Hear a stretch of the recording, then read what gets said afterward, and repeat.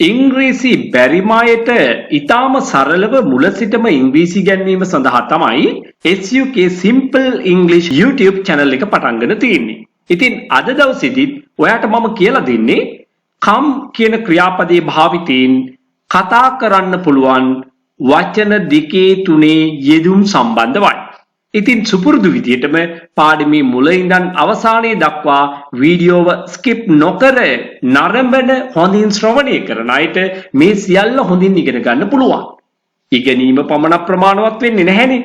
ඒවා හොඳින් පුරුදු පුහුණු වීම කරලා මතක තියාගත්තොත් ඔයාට අනිවාර්යයෙන්ම ඉංග්‍රීසි කතා කරන්න හැකියාව ලැබෙනවා.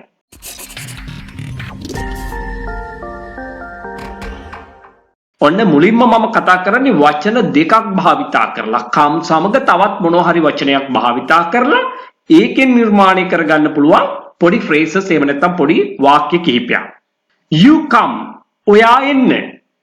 You come මෙහෙ එන්න come here. මෙහෙ එන්න come here. එහෙට එන්න එතෙන්න එන්න. එහෙ එන්න. මේ සියල්ල සඳහාම අපි කියන්නේ come there. Come there. මේ වචනේ there කියලා කියන්න එපා. there කියලා කියන්න. Come there. අද එන්න.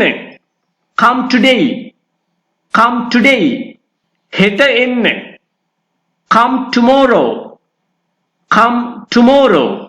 දැන් එන්න. Come now. Come now.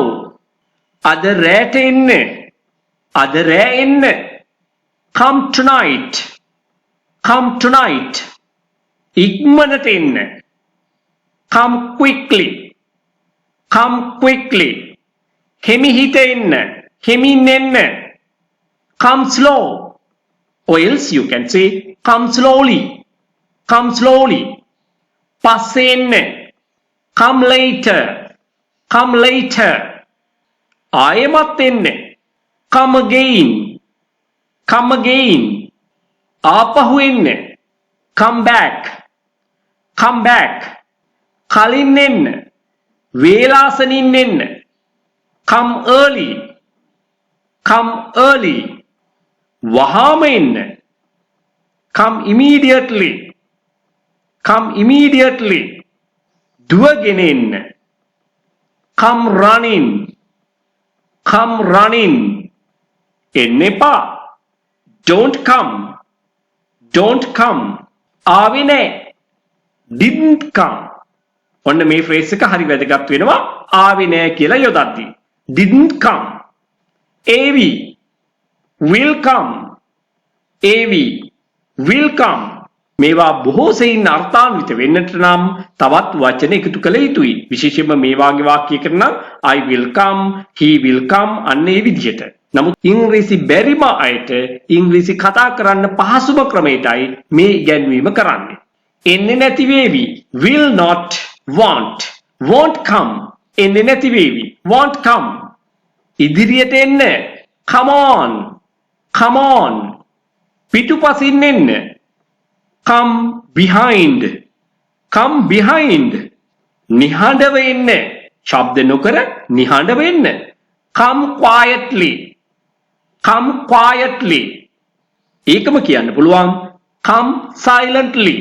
come silently. පරිස්සමෙන් එන්න. come carefully. come carefully. බය නැතුව එන්න. බයයි බියට කියනවා අපි fear. fearless බය නැති. එහෙනම් බය නැති ලෙස කියලා adverb එක අපි හදා ගන්නවා fearlessly. fearlessly බය නැතුව. come fearlessly බය නැතුව එන්න. come fearlessly.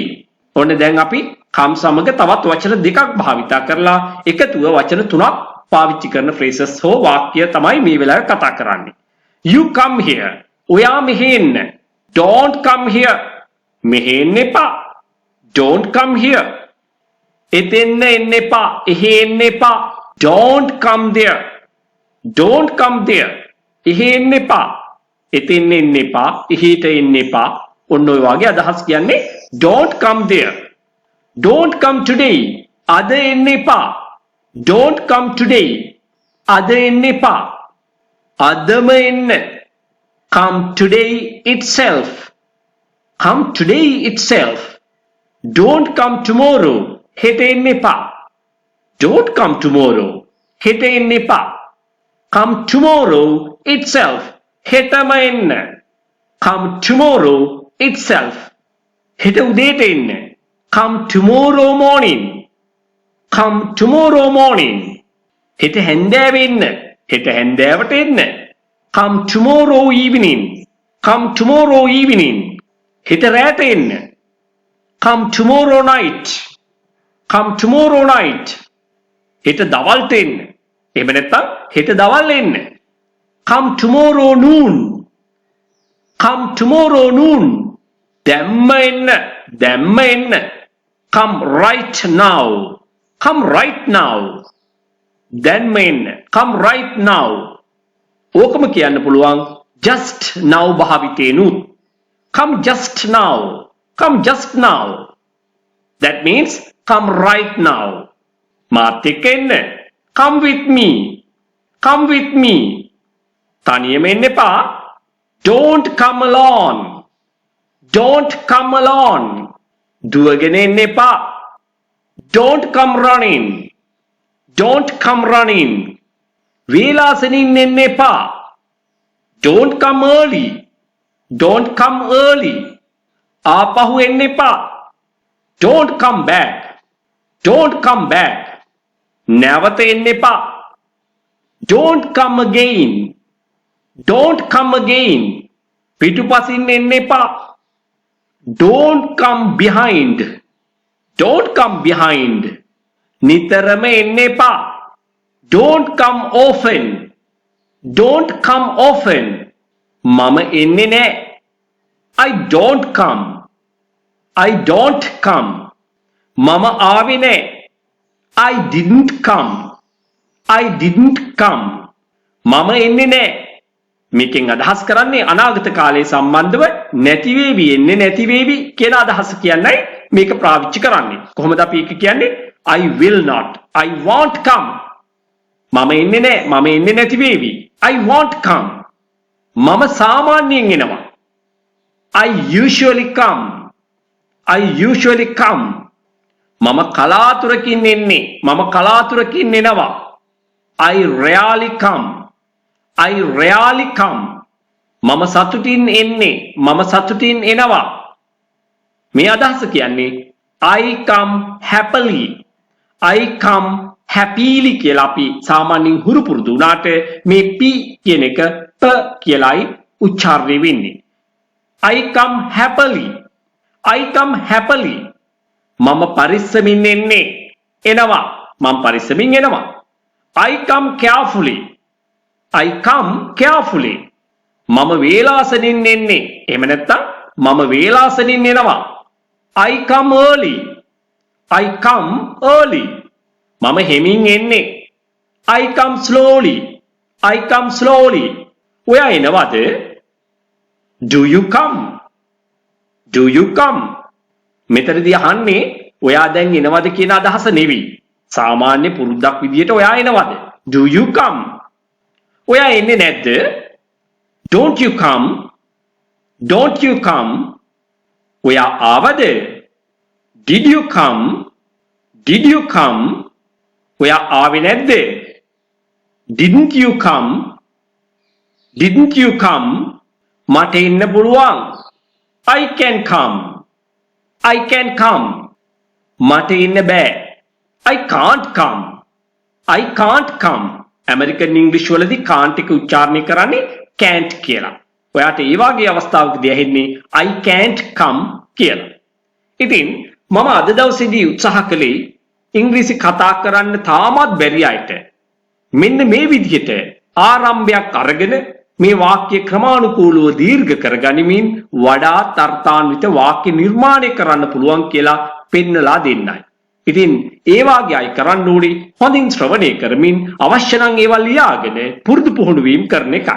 හේතුව පුරුදු පුහුණු කරගෙන තියාගන්න දේ විතරයි අපිට කතා කරන්න අවශ්‍ය වෙන්නේ. මම නිතරම කියනවා වගේ practice makes you perfect. Practice makes you perfect. You do remember this.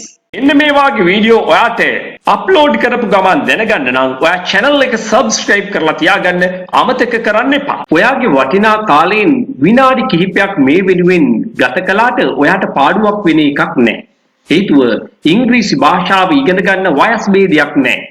සමහර විට ඔයාට අවශ්‍ය නොවුනත් ඔයාගේ නෑදෑ හිත මිතුරෙක්ට එහෙම නැත්නම් ඒ අයගේ දුවල පුතාලට මේක වැදගත් වෙන්න පුළුවන්. ඒ නිසා ඔයාගේ වටිනා කාලයෙන් විනාඩි කිහිපයක් මේ වෙනුවෙන් කැප කරන්න කියලා කරන කාරුණික ඉල්ලීමත් එක්ක මගේ පන්ති පිළිබඳව කෙටි විස්තරයක් ඔබ වෙත ගෙනෙනවා. ඔයා කොච්චර ඉගෙන ගත්තත් තාමත් ඉංග්‍රීසි කතා කරන්න බෑ නේද? ඔයා කරන්න ඕනේ ඉගෙන ගන්න ක්‍රමය වෙනස් කරන එක. සියලුම ව්‍යාකරණ ඔයා ඉගෙන ගත්තට ඉංග්‍රීසි තාමත් කතා කරන්න බැරි වෙන්නේ හේතුව ඒ සඳහා පුහුණුව අත්‍යවශ්‍ය වන නිසා. ඒ සඳහා ඔයා තෝරගන්න ඕනේ පිරිස අඩු පන්තියක්. මෙන්න මේ පන්තිය ඔයාට වඩාත් සුදුසුයි කියලා මම හිතනවා. 3 ශ්‍රේණියේ සිට 11 ශ්‍රේණිය දක්වා පාසල් යන දුවල පුතාලට ගෲප් ක්ලාස් එකකට සම්බන්ධ වෙන්න පුළුවන්. එක කණ්ඩායමක මම තියාගන්නේ 10 දෙනෙක් පමණයි උපරිම වශයෙන්. මාසෙකට පැය 8ක් උගන්වනවා රුපියල් 2000යි පන්ති ගාස්තුව. ඉන්ඩිවිජුවල් ක්ලාස් එකකට ඒ කියන්නේ තනි පුජ්‍යල පන්තියක් සඳහා පැය 8ක් වෙන් කරනවා ගාස්තුව රුපියල් 8000යි. මේ සියල්ලම මාර්ගගත ක්‍රමයට ඒ කියන්නේ ඔන්ලයින් ක්ලාසස් ක්‍රමයට තමයි පවත්වාගෙන යන්නේ. සාමාන්‍ය පෙළ විභාගයෙන් පසු ඒ වගේම මෙවර උසස් පෙළ විභාගයෙන් පස්සේ සිසුන්ට නේවාසිකව පුහුණුව ලබා ගන්න පුළුවන් දින 21ක්. මේකේ විශේෂතා ගොඩක් තියෙනවා. ආහාර පාන නවාතැන් පහසුකම් සමග සම්පූර්ණ ගාස්තුව ඔයා ගෙවන්න ඕනේ රුපියල් 85000ක් පමණයි. ඒ විතරක් නෙවෙයි පාඨමාලාව සාර්ථකව නිම කරන අයට ඒ අයගේ දක්ෂතා අගයමින් සහතික පත්‍රයක්ද නොමිලේම පිරිනැමෙනවා. වෙනත් කිසිදු මුදලක් අය කරන්නේ නැහැ. දැනටමත් විදේශගතව හෝ විදේශගත වීමට බලාපොරොත්තු වෙන සිටින අයට වැඩිහිටියන්ට විවිධ වෘත්තිකයන්ට ඒගොල්ලන්ටත් නේවාසික පුහුණු පාඨමාලාව සඳහා සම්බන්ධ වෙන්න පුළුවන්. ආහාර පාන නවාතැන් පහසුකම් මේ සියල්ල සඳහාම ගෙවිය යුත්තේ රුපියල් 85000ක් පමණයි. පාඨමාලාව සාර්ථකව නිම කරන අයට සහතික පත්‍රයක්ද පිරිනැමෙනවා. මේ නේවාසික පුහුණු පාඨමාලා සඳහාද බඳව ගන්නේ උපරිම වශයෙන් එක කණ්ඩායමකට 10 දෙනෙක් පමණයි. ඒ වගේම වැඩිහිටිය අයට ඔන්ලයින් ක්ලාසස් පැවැත්වෙනවා. එක කණ්ඩායමකට උපරිම වශයෙන් බඳව ගන්නේ 8 දෙනෙක් පමණයි. ගාස්තුව මාසිකව රුපියල් 3000යි.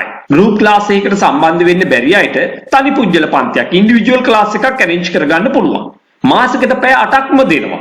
රුපියල් 10000ක් පමණයි අය කරන්නේ. ඔයාට කැමති වේගයෙන් ඔයාට කැමති විදිහට ඉගෙන ගැනීමේ අවස්ථාව ලැබෙනවා. ඉතාම අඩු මුදලකට ඔයාට උගන්වන්නත් පුළුවන්. එහෙමනම් එක පන්තියක අවම වශයෙන් 100 දෙනෙක්වත් දාගන්න ඕනේ. එතකොට සිද්ධ වෙන්නේ ඔයාට හුදෙක් දේශනයකට සවන් දෙන්න විතරයි. ඔයාට මාත් එක්ක කතා කරන්න ඉංග්‍රීසි කතාව පුහුණු වෙන්න කිසිම අවස්ථාවක් ලැබෙන්නේ නැහැ. එහෙමනම් ඒ තුලින් ඔයාගේ ඉංග්‍රීසි කතා කිරීමේ හැකියාව දියුණු කරගන්න කිසිසේත් හැකි වෙන්නේ නැහැ. අන්න ඒ නිසා තමයි මේ සියලුම පන්ති සඳහා කුඩා කණ්ඩායමක් පමණක් බඳව ගන්නේ. පුහුණුව වැඩි වෙන තරමට කතා කිරීමේ හැකියාව අනිවාර්යයෙන්ම ඇති වෙනවා. මම මුලින්ම කිව්වනේ ඔයාට තාමත් ඉංග්‍රීසි කතා කරන්න බැරි වෙන්න හේතුවක් තියෙනවා. ඒ නිසා ඔයා ඉගෙන ගන්න ක්‍රමය වෙනස් කරන්න. ඔයා මාත් එක්ක එකතු වෙන්න කැමති නම් දැම්මම තිරේ දිස්වන අංකයට WhatsApp පණිවිඩයක් යොමු කරන්න. මේ පණිවිඩය ඔයාට වැදගත් නොවුනත් ඔබේ නෑදෑ හිත මිත්‍රයෙකුට වැදගත් වෙන්න පුළුවන්. ඊගොල්ලන්ගේ දුවල පුතාලට වැදගත් වෙන්න පුළුවන්. ඒ නිසා මේ පණිවිඩය හැකිතාක් දුරට share කරන්න. Thank you everyone.